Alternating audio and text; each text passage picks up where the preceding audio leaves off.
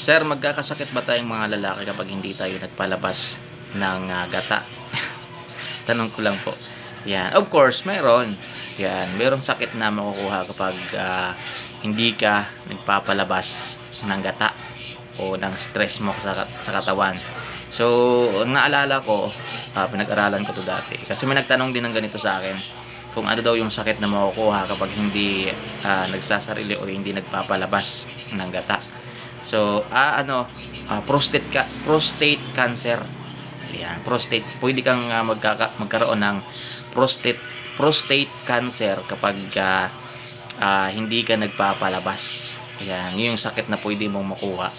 Ayan, siyempre yung mga doktor, ina-advise naman talaga ng mga doktor na kapag wala kang partner, wala kang jowa, wala kang asawa, yan, ay pwede ka namang magsarili para lang malabas mo yung kasi init ng katawan yan magiging toxic yan kapag hindi mo na ipalabas at magkakos po yun ng yun nga, prostate cancer kapag hindi mo pinalabas yan. So yun yung makukuha nating sakit yan. Kaya sa mga lalaki dyan na hindi talaga nagsasarili o hindi talaga nagpapalabas ng gata, abay mag-isip-isip na kayo.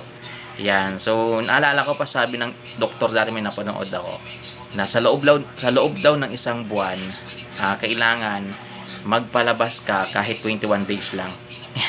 21 days sa loob ng isang buwan. So kailangan magpalabas ka kasi daw stress ng katawan natin yan, init ng katawan natin yan. Yan, at pwede raw din siya maging sanhi ng sakit kapag hindi natin pinapalabas yung gata na yan. So, yun yung sakit na pwede nating makuha na mga lalaki kapag hindi tayo nagpapalabas. Yan. So, bakit ayaw mo pong magpalabas? Tinitipid mo ba or wala ka talaga or ayaw mo lang talaga ng sarili? Yan.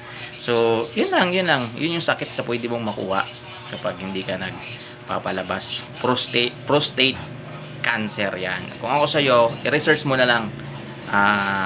Mayroon naman yan sa Google Mayroon naman sa Google yan.